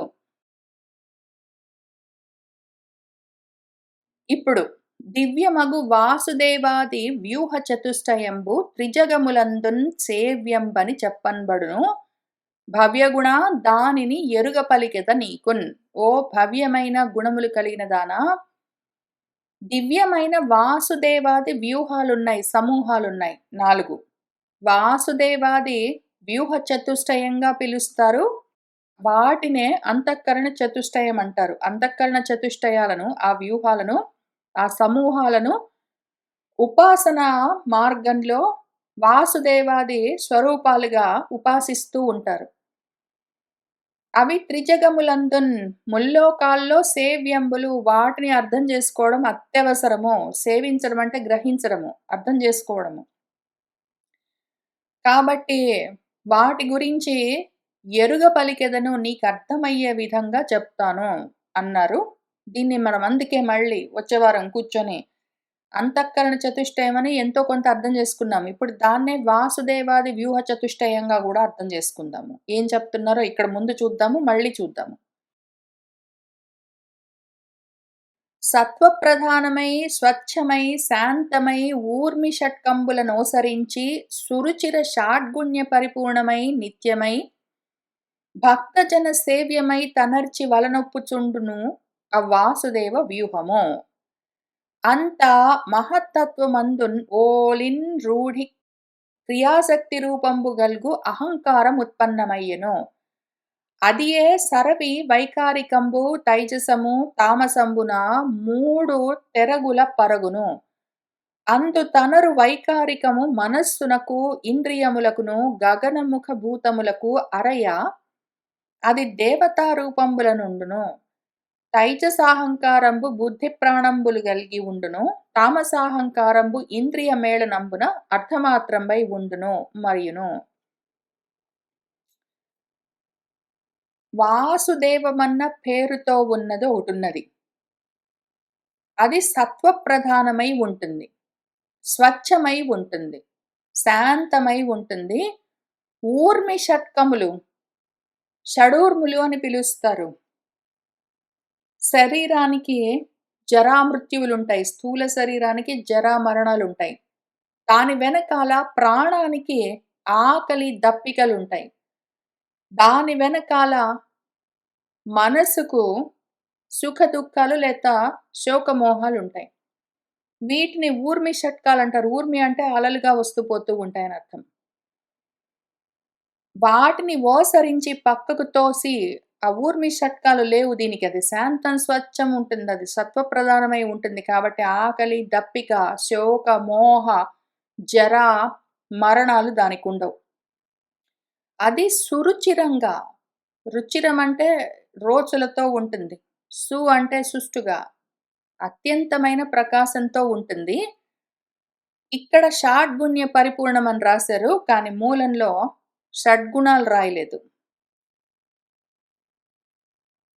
యత్తత్ సత్వగుణం స్వచ్ఛం శాంతం భగవతః పదం యద్ ఆహుః వాసుదేవాఖ్యం చిత్తం తత్ మహదాత్మకం అని చెప్తున్న చోట వాసుదేవాఖ్యం అని ఎక్స్‌ప్లెయిన్ చేస్తున్న ఈ శ్లోకాల్లో ఎక్కడ షాడ్గుణ్య పరిపూర్ణమై ఉంటుంది, 6 రకాల గుణాలతో ఉంటుందని చెప్పలేదది. సత్వగుణం ఒకటే చెప్పారు. సత్వగుణం స్వచ్ఛం, శాంతం అని చెప్పారు అంతవరకే. వాసుదేవం అన్న పేరుతో ఉంటుంది. అది మహత్తుతో కూడి ఉంటుందని చెప్పారు. అది చిత్తం, దాని పేరు చిత్తం అని చెప్పారు. ఎందుకంటే అంతఃకరణ చతుష్టయంలో మనసు, బుద్ధి, చిత్త, అహంకారాల్లో చిత్తం ఇది వాసుదేవం అన్న పేరుతో ఉంటుంది అని చెప్పిన దాంట్లో ఒకటి షడ్గుణాలని ఇక్కడ చెప్పలేదు. అక్కడ తెలుగులో రాశారు. చిత్తమని దాన్ని చాలా స్పెసిఫిక్‌గా చెప్తే, ఈ తెలుగు పద్యంలో అసలు దాని పేరు చిత్తమని ఎక్కడ రాయలేదు. ఇది వేరుగా ఇంకేదో ఒక తత్వం ఉన్నట్టే రాశారు. కానీ ఇంతకది విషయము. అది సురుచిరమైన సత్వ పరిపూర్ణమై ఉంటుంది. నిత్యమై ఉంటుంది. భక్తజన సేవ్యమై ఉంటుంది. ఆ రకంగా వలనొప్పుచూ ఉన్న ఆ వాసుదేవ వ్యూహము అంతన్ మహత్తత్వము. దాని పేరు మహత్తత్వం. అది మహత్తత్వం, అది చిత్తం, అది దాని పేరు వాసుదేవం. అందులో ఓలిన్ వరసగా రూఢిగా క్రియాశక్తి రూపంతో ఉన్న అహంకారం ఉత్పన్నమవుతుంది. అది సరవి వరసగా వైకారికము, తైజసము, తామసము, వైకారికాహంకారము లేదా సాత్వికాహంకారము, తైజసికాహంకారము లేదా రాజసికాహంకారము, తామసికాహంకారమని 3 అహంకారాలుగా మారుతుంది. ఆ 3 తెరగుల పరుగును. అందులో మళ్ళీ తనరు వైకారికము, మనసు, ఇంద్రియాలు, గగనమాకాశము, ముఖము మొదలైన పంచభూతాలుతో ఉంటుంది. అరయ్య మళ్ళీ అందులో చూస్తే అది దేవతా రూపాలతో ఉంటుంది. అది మళ్ళీ ఈ పంచభూతాలు, మనసేంద్రియాలకు అధిష్టాన దైవాలు, అధిదేవతలుగా ఉంటుంది. తర్వాత తైజసహంకారము బుద్ధి, ప్రాణాలతో ఉంటుంది. తామసాహంకారము ఇంద్రియ మేళనంబున ఇంద్రియాలతో కలిసి అర్ధమాత్రము పదార్థాలుగా మాత్రం ఉంటుంది అని చెప్తూ ఉన్నారు. దివ్యమగు వాసుదేవాది వ్యూహ చతుష్టయంబు త్రిజగములందున్ సేవ్యంబు అని చెప్పన్బడు భవ్యగుణ దాని నెరుగ పలికెద నీకున్. సత్వప్రధానమై స్వచ్ఛమై శాంతమై ఊర్మి షట్కంబులనోసరించి సురుచిర సత్వ పరిపూర్ణమై నిత్యమై భక్తజన సేవ్యమై తనర్చి వలనొప్పుచుండు ఆ వాసుదేవ వ్యూహమంతా మహత్తత్వమందు ఓలిన్ రూఢి క్రియాశక్తి రూపంబు గల్గున అహంకారముత్పన్నమయ్యెను. అదియే సరవి వైకారికంబు తైజసము తామసంబున 3 తెరగుల పరగును. అందు తనరు వైకారికము మనస్సునకు, ఇంద్రియములకును, గగనముఖ భూతములకు అరయ దేవతా రూపముగా ఉంటుంది. అట్టి అహంకారమందు అధిష్ఠించి సాహస్ర ఫణామండలాభిరాముడై తనరారు ననంతుడు సంకర్షణుండన తగు పురుషుండు ఘనుడు మహిత భూతేంద్రియ మానసమయుడై కర్తృత్వ కార్యత్వ కారణత్వ ప్రకట శాంతత్వ ఘోరత్వ మూఢత్వాది లక్షణ లక్షితోల్లాసి అగుచు ఉండును. అమ్మేటి రెండవ వ్యూహమనగా ఘన వికారము పొందు వైకారికంబు వలన వినుము. మనస్తత్వం ఎలవి పుట్టెను మరియు వైకారికంబు మాత వినుము. ఆ అహంకారంలో అధిష్ఠించి సహస్ర ఫణామండలాభిరాముడై సహస్ర ఫణాలతో ఉన్న అనంతుడు సంకర్షణుడు అన్న పేరుతో ఉన్న పురుషుడుంటాడు. ఈ సంకర్షణుణ్ణి పైన వాసుదేవుణ్ణి మనము చిత్తమని చెప్పుకున్నాం గదా! ఈ సంకర్షణుడు బుద్ధి. ఆ ఘనుడు మహిత భూతేంద్రియ మానసమయుడై భూతేంద్రియాలకు మనసై ఉండి కర్తృత్వము, కార్యత్వము, కరణత్వము. కర్తృత్వము, కార్యత్వము, కారణత్వంతో ఉంటుంది. ప్రకటమై శాంతత్వము, ఘోరత్వము, మూఢత్వము మొదలైన ఆదిగా కలిగిన లక్షణాలతో లక్షిత ఉల్లాసి అగుచూ ఉంటుంది. ఆ మేటి యొక్క రెండవ వ్యూహము ఈ పైన చెప్పుకున్న మన సంకర్షణ వ్యూహము. ఆ తర్వాత ఘన వికారంబు పొంది మళ్ళీ అది ఆ రెండవ వ్యూహము సంకర్షణ వ్యూహం ఆ సమూహమంతా మళ్ళీ వికారం చెంది వైకారికంబు వలన సాత్వికాహంకారం వలన మనస్తత్వము ఎలమిన్ పుట్టే. అది వైకారికంబు. ఓ మాత వినుము. మూడోది కూడా వచ్చింది. మన మనసు. అది ఎట్టులంటేని సామాన్య చింతయు, విశేష చింతయు అనంతగు సంకల్ప వికల్పంబులం చేసి కామ సంభవం బనంబడును. ఇంకా సామాన్య చింతలుంటాయి, దానికి విశేష చింతలుంటాయి. ఇవన్నీ ఏంటి ఏంటి అని మళ్ళీ మనం జాగ్రత్తగా చూసుకుందాము. అందులో సంకల్పాలుంటాయి, వికల్పాలు ఉంటాయి. కామ సంభవము కోరికలన్నీ ఇక్కడి నుంచే వస్తూ ఉంటాయి. దాన్ని అనిరుద్ధము అన్న పేరుతో పిలుస్తారు ఆ సమూహాన్ని. అయిన వ్యూహంబు అదియే. ఋషికంబులకు అధీశ్వరంబైన సకల యోగీంద్ర సేవ్యంబగుచు శరదిందీవర శ్యామంబై ఉండును. అది ఋషికాలకు ఇంద్రియాలకు అధీశ్వరము. ఇంద్రియాలన్నీ మనసు మాటే వింటూ ఉంటాయి. ఇప్పుడు దీన్ని యోగీంద్రులు శరదిందీవర శ్యామం, శరత్కాలంలోని కలువపూల వంటి శ్యామవర్ణంలో ఉన్న రూపంగా దాన్ని ఉపాసిస్తూ ఉంటారు. వెండియున్ తైజసంబు వలన బుద్ధి తత్వంబు పుట్టే. ఇంక అక్కడి నుంచి బుద్ధి వచ్చింది. చిత్తమైంది, తర్వాత అహంకారమై, తర్వాత మనసై ఇప్పుడు బుద్ధి వస్తున్నట్టుంది. వెండియున్ తైజసంబు వలన బుద్ధి తత్వంబు పుట్టే. ఇంక అక్కడి నుంచి బుద్ధి తత్వం తయారవుతూ ఉన్నది. తైజసిక అహంకారం అంటే రాజసిక అహంకారం వల్ల. దాని లక్షణంబులు ద్రవ్య ప్రకాశంబైన జ్ఞానంబును, ఇంద్రియానుగ్రహంబును, సంశయంబును, మిథ్యా జ్ఞానంబును, నిద్రయు, నిశ్చయంబును, స్మృతియు అనందగి ఉండును. ఈ బుద్ధి లక్షణాలేంటి? మనసు లక్షణాలు చూసుకున్నాం గదా! సంకల్ప వికల్పాలతో ఉంటుంది మనసు. బుద్ధి లక్షణాలు కొన్నుంటాయి. దాని లక్షణాలు ద్రవ్య ప్రకాశం. అది ద్రవ్యాన్ని, వస్తువులను ప్రకాశింపచేస్తుంటుంది. అంటే తెలుస్తూ ఉంటాయి. ఏదైనా చూసామంటే అదేంటి అని తెలుస్తూ ఉంటుంది. మనం ఏదైనా వస్తువును చూసామంటే ఆ వస్తువు ఇది అని చెప్పడానికి బుద్ధి ఉండాలి. ఆ బుద్ధి లక్షణం అది. ఇంద్రియానుగ్రహము. చేతికేదైనా తాకిందంటే అదేంటి అని బుద్ధి చెప్తూ ఉంటుంది. కన్నేదైనా చూసిందంటే అదేంటి అని బుద్ధి చెప్తూ ఉంటుంది. నోటికేదైనా రుచి తెలిసిందంటే అదేంటి అని బుద్ధి చెప్తూ ఉంటుంది. అట్లా ఇంద్రియాలకు అనుగ్రహం అది. అది అనుసరించి గ్రహిస్తూ ఉంటుంది. ఇంద్రియాలేమి పట్టుకున్నాయి, చూసాయి, తిన్నాయి వాటిని బట్టి, వాటిని ఇంద్రియాలని అనుసరించి అది ఇన్ఫర్మేషన్ గ్రహిస్తూ ఉంటుంది. కాబట్టి అది బుద్ధి లక్షణము. సంశయము, అనుమానాలు గూడా బుద్ధి లక్షణము. మిథ్యా జ్ఞానము, అజ్ఞానం గూడా దానిదే లక్షణము. నిద్ర, నిశ్చయము, నిర్ణయాలు, స్మృతి, జ్ఞాపక శక్తి, ఇవన్నీ గూడా మన బుద్ధి లక్షణాలు. మరియు తైజసాహంకారము వలన జ్ఞానేంద్రియ కర్మేంద్రియంబులు క్రియా జ్ఞాన సాధనంబులు కలిగి ఉండును. తైజసాహంకారం వల్లే, రాజసిక అహంకారం వల్ల జ్ఞానేంద్రియాలు, కర్మేంద్రియాలు, క్రియా సాధనాలు, క్రియా జ్ఞాన సాధనాలు, కర్మేంద్రియాలకు, జ్ఞానేంద్రియాలకు సాధనాలైన ఇంద్రియాలన్నీ దాని అధీనంలో ఉంటాయి. ప్రాణంబునకు క్రియాశక్తియు, బుద్ధికి జ్ఞానశక్తియు అగుటం చేసి ఇంద్రియాలకు తైజసత్వంబు కలిగియుండును. ప్రాణాలుంటేనే కర్మలు జరిగేది. కాబట్టి ప్రాణాలకు క్రియాశక్తి ఉంటుంది. బుద్ధికి జ్ఞానశక్తి ఉంటుంది. బుద్ధి లేకపోతే జ్ఞానం ఉండదు. ప్రాణం లేకపోతే కర్మలుండవు. ఆ రకంగా కర్మేంద్రియాలకి ప్రాణం ఉండాలి. జ్ఞానేంద్రియాలకి బుద్ధి ఉండాలి. ఈ ఇంద్రియాలకు తైజసత్వం ఉంటుంది. తేజస్, రజోగుణం ఉంటుంది. భగవద్భక్తి ప్రేరితంబైన తామసాహంకారంబు వలన శబ్ద తన్మాత్రంబు బుట్టే. ఇక్కడి నుంచి మనకు చాలా ఈజీ. ఇక్కడి నుంచి చాలా ఇన్ఫర్మేషన్ మనకు ఆల్రెడీ తెలుసు. భగవద్భక్తి, భగవంతుడి ప్రేరణ వల్ల, తామసాహంకారం వల్ల శబ్ద తన్మాత్రం ముందు బయలుదేరింది. శబ్దం వల్ల ఆకాశం వచ్చింది. ఆకాశం వల్ల చెవు అన్న ఇంద్రియం వచ్చింది.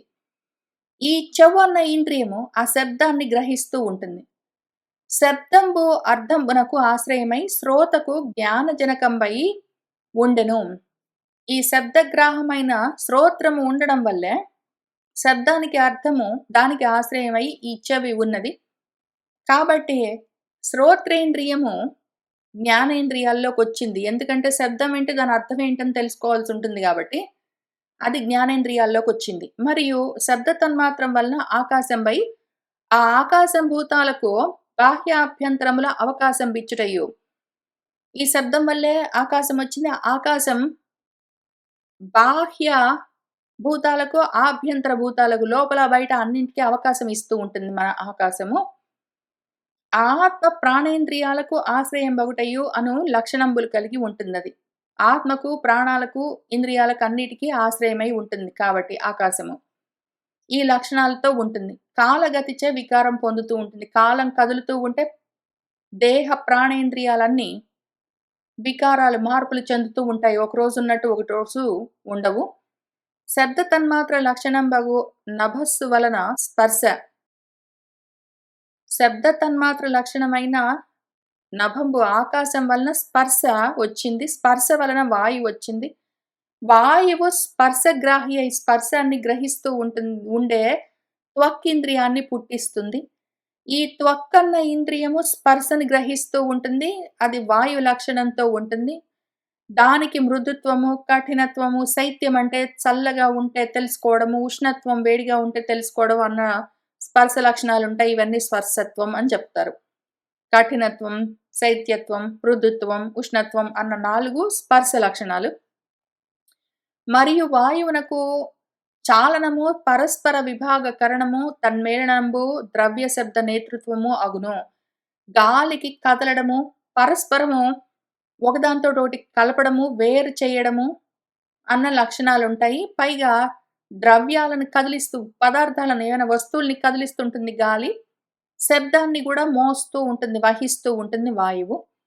అందు గంధవంతంబగు ద్రవ్యంబును ఘ్రాణేంద్రియంబునందుంచుట ద్రవ్య నేతృత్వంబు దూరస్థంబగు శబ్దంబును శ్రోత్రేంద్రియ గ్రాహ్యమగునట్లొనరించుట శబ్ద నేతృత్వంబు సర్వేంద్రియాత్మకంబు అనునవి లక్షణంబులై ఉండును. ఇందులో మన వాయువుకు ఇంకా కొన్ని పనులుంటాయి. అది చాలనము, కదులుతూ ఉండడము, ఒకదాంతో ఒకటి కలుపుతూ ఉండడము, విడదీస్తూ ఉండడము, వస్తువులని, శబ్దాలని తీసుకుని వెళ్తూ ఉండడము. ఇవే కాక గంధవంతమై ఉండడము, వాసనతో కూడి ఉండడము, దానివల్ల ద్రవ్యాలలో ఏమైనా గంధాలుంటే వాటిని ఘ్రాణేంద్రియం దాకా, ముక్కు దాకా తీసుకొని రావడము, ద్రవ్యాలని, వస్తువులని తీసుకుని వెళ్తూ ఉండడము, తీసుకుని వస్తూ ఉండడము, దూరంగా ఉన్న శబ్దాలను గూడా చెవుల దాకా తీసుకొచ్చి గ్రహింపజేయడము, ఈ రకంగా చేస్తూ ఉండడము, శబ్ద నేతృత్వము, ఇవన్నీ సర్వేంద్రియాత్మకమై ఉంటుంది. గాలి మొత్తం అన్ని ఇంద్రియాల్లో తిరుగుతూ ఉంటుంది. ఈ పనులన్నీ చేస్తూ ఉంటుంది. తర్వాత దైవ ప్రేరితంబై స్పర్శ తన్మాత్ర గుణకంబగు వాయువు వలన రూపంబు. మళ్ళీ దైవం ప్రేరేపించేసరికి దానివల్ల స్పర్శ తన్మాత్ర దగ్గర నుంచి ఆ గుణంతో కూడి ఉన్న వాయువు వల్ల రూపం వస్తుంది. దానివల్ల తేజస్సు, అగ్ని పుడుతుంది. ఆ రూపము కంటికి, నేత్రేంద్రియానికి గ్రాహకమై ఉంటుంది. కంట్లో ఏదైనా రూపం పడ్డది అంటే దాని ఉపలంభకత్వం. కంట్లో ఏదైనా వస్తువు పడింది. కంట్లో పడ్డం అంటే కంటి ముందు ఏదైనా వస్తువు ఉన్నదంటే దాన్ని పట్టుకోవడం. ఆ వస్తువు యొక్క ఆకారం ఎట్లా ఉంటుంది, అది ఏ విధంగా ఉంది అని కరెక్ట్‌గా ఉన్నది ఉన్నట్టు ఐడెంటిఫై చేయడము. ఆ ద్రవ్యానికి ఉపసర్జనం బగుటయు, అదసలు దాని పరిమాణం ఎంత, దాని గురించిన లక్షణాలన్నింటినీ ప్రతీతము తెలుసుకుంటూ ఉంటాయి కళ్ళు. ఇవి రూపవృత్తులు. తైజసానికి, అగ్నికి సాధారణంగా దాని ధర్మాలు కొన్ని ఉంటాయి. ద్యోతం, ప్రకాశం, పచ్చనం, ద్యోతం. దానికి మన అగ్నికుండే లక్షణాలేంటంటే ద్యోతం. ఏవైనా ప్రకాశింపజేస్తూ ఉంటుంది. తర్వాత పచ్చనం, వండుతూ ఉంటుంది. తండులాదులంటే బియ్యం మొదలైన వాటిని పాకం చేస్తూ ఉంటుంది, వండుతూ ఉంటుంది. తర్వాత పిపాస, దాహం అనిపిస్తే అది నీళ్ళని తాగే విధంగా చేస్తుంది. క్షుత్ నిమిత్తం, ఆకలి కలిగితే అన్నాన్ని అరిగిస్తూ ఉంటుంది.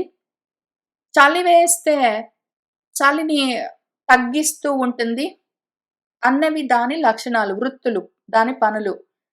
ప్రకాశింపచేయడము, అన్నం మొదలైన వాటిని వండుతూ ఉండడము, దాహం వేస్తే మంచినీళ్ళు తాగాలని మనకు ఆ తాపం కలిగిస్తూ ఉండడము, శరీరంలో నీళ్లు తక్కువైతే తాగమని చెప్తూ ఉండడము, ఆకలి వేసి అన్నం తింటే దాన్ని లోపల అరిగిస్తూ ఉండడము, చలి వేస్తే ఆ అగ్ని చలిని తగ్గించడం మొదలైన పనులతో ఉంటుందది, దాని పనులవన్నీ. రూప తన్మాత్రంబు వలన దైవచోదితంబై వికారంబునందు తేజస్సు వలన రస తన్మాత్రంబు పుట్టెను. ఇంక రూప తన్మాత్ర వల్ల, మళ్ళీ దైవ ప్రేరణ వల్ల వికారం చెంది అది అగ్ని వల్ల రస తన్మాత్ర కలుగుతుంది. రస తన్మాత్ర వల్ల జలములు, నీళ్లు పుడతాయి. జిహ్వ అన్న రసనేంద్రియము రసాన్ని గ్రహిస్తూ ఉంటుంది, రుచిని తెలుసుకుంటూ ఉంటుంది నాలుక. ఆ రసంబు ఏకంబై ఉండి, అసలు జనరల్‌గా రసం, రుచి అన్నది ఒకటే ఉంటుంది. కానీ భూత వికారంబునం చేసే ఆ ప్రాణులకు వాళ్ళలో ఉన్న బుద్ధిని బట్టి రకరకాలుగా ఏ వస్తువులో ఆ రకంగా ఉన్న రకరకాల రుచులుగా ఉంటుందది.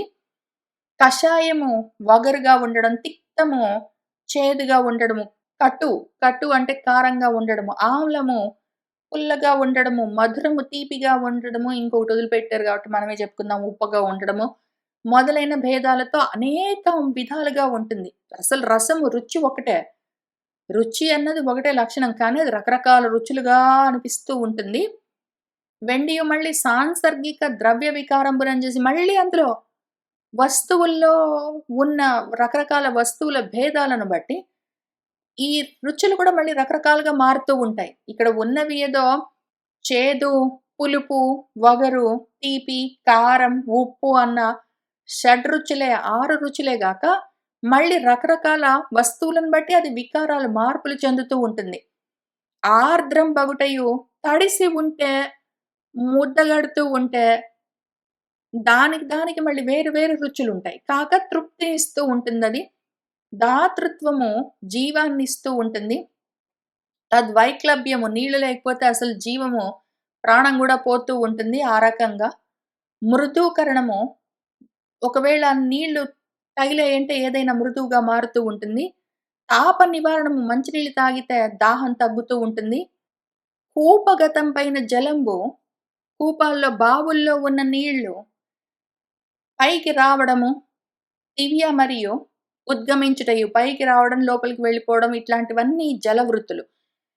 బావుల్లో నీళ్లు పైకి రావడం, లోపలికి వెళ్ళిపోవడము, మంచినీళ్ళు తాగితే దాహం తీరడము, నీళ్లు తగిలితే ఏవైనా వస్తువులు మృదువుగా అవ్వడము, నీళ్లు లేకపోతే ప్రాణాలు పోవడము, నీళ్లుంటే ప్రాణం ఉండడము, ముద్దగట్టడము, తడపడము మొదలైనవన్నీ నీళ్ల యొక్క లక్షణాలు.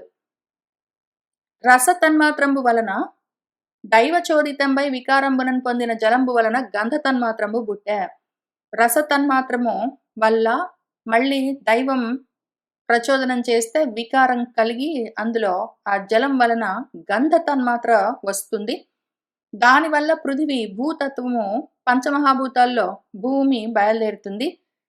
అది ఘ్రాణము ముక్కుతో కలిసి ఉంటుంది. గంధగ్రాహకంబయ్యే గంధాన్ని వహిస్తూ ఉంటుంది. గంధాలు గూడా మళ్ళీ రుచుల్లాగా ఒక్కటే అయి ఉండి గూడా రకరకాలుగా ఉంటాయి. వ్యంజనం ఏదో ఇంగువ మొదలైన వాటితోటి కలిగి హింగువ అది హింగ్ అని పిలుస్తారు దాన్ని. హింగ్ అంటే ఇంగువ. వాటితో కలిసి అది మిశ్రమ గంధంగా గూడా మారుతూ ఉంటుంది. కరంభంగా, కృంజనాధికంగా పూతి గంధము ఎప్పుడైనా ఏదైనా కుళ్ళిపోయిందంటే దానివల్ల మురుగు వాసన వస్తూ ఉంటుంది. ఘనసారం కర్పూరాదులతో కలిస్తే అది సుగంధ వాసనలొస్తూ ఉంటాయి. కొన్నేమో కుళ్ళు వాసనలన్నీ వస్తాయి. మురుగు వాసనలన్నీ వస్తాయి. కొన్నేమో సుగంధ వాసనలన్నీ వస్తాయి. సుగంధాలుంటాయి, దుర్గంధాలుంటాయి. శతపత్రాది గతం ఏదో పద్మాల్లో నుంచి వచ్చే సుగంధము, లేదా పాసిపోయిన అన్నంలో నుంచి వచ్చే దుర్గంధము అట్లాంటివి. మళ్ళా అందులో గూడా శాంత గంధాలుంటాయి. శాంత గంధములను అశునాదిగతం పైన ఉగ్రగంధంబులు పరుషిత చిత్రాన్నాది చిత్రాన్నము, పులిహోర లాంటివి పులిసిపోతే దానివల్ల వచ్చే ఉగ్రమైన గంధాలు, లేదా ఏదో పువ్వుల్లో నుంచి వచ్చే శాంతమైన గంధాలు మొదలైనవి. ఆమ్ల గంధాలు రకరకాల ద్రవ్యావయవ వైషమ్యంబునం చేసి ఏదో కొంచెం పులుపుగా ఉన్నట్టు, పులిసిపోయినట్టు రకరకాలుగా గంధాలన్నీ ఉంటాయి. చిత్రాన్నాలు మన పులిహోరలు పులిసిపోతే ఆమ్ల గంధం పులిసిపోయిన వాసనలు అవి ఉగ్రంగా ఉంటాయి. లేతే శాంతంగా ఉంటాయి. పద్మాల్లో నుంచి, పువ్వుల్లో నుంచి వచ్చే వాసనలన్నీ శాంతంగా ఉంటాయి. అట్లా ఉంటాయి. అవి సుగంధాలు, ఇవి దుర్గంధాలు. కొన్ని ఘోరమైన గంధాలు, కొన్ని శాంతమైన గంధాలు అట్లా రకరకాలుగా ఉంటాయి. అనేక విధంగా ఉంటాయి. అన్న చోట మనం ఇవాల్టికి ఇక్కడికి ఆపుదాము. అదీనుగాక ప్రతిమాది రూపంబులన్న దగ్గర నుంచి మనం మళ్ళీ ఇంకా కొంచెం చదువుకుంటూ వెళ్దాము. ముఖ్యంగా ఇవాళ కొంచెం వేగంగా ఎందుకు చెప్పానంటే అసలు కొంచెమైనా ఆ వ్యూహ చతుష్టయం గురించి మనం కొంతైనా చెప్పుకుంటే వచ్చే వారం కొంచెం లోతుగా చూసుకోవచ్చని కొంచెం వేగంగా చెప్పుకుంటొచ్చాను. ప్లస్ ఈ విషయం మనం చాలా చోట్ల తెలుసుకుంటూనే వస్తూ ఉంటాం గాబట్టి, తొందరగా వచ్చాము. ఇవాల్టికి ఇక్కడికి ఆపుతాను. వచ్చే వారం మళ్ళీ ఇక్కడి నుంచి కలిసి చదువుకుంటూ ముందుకు వెళ్దాం. సర్వం శ్రీకృష్ణ పరబ్రహ్మ పాదారవిందార్పణమస్తు.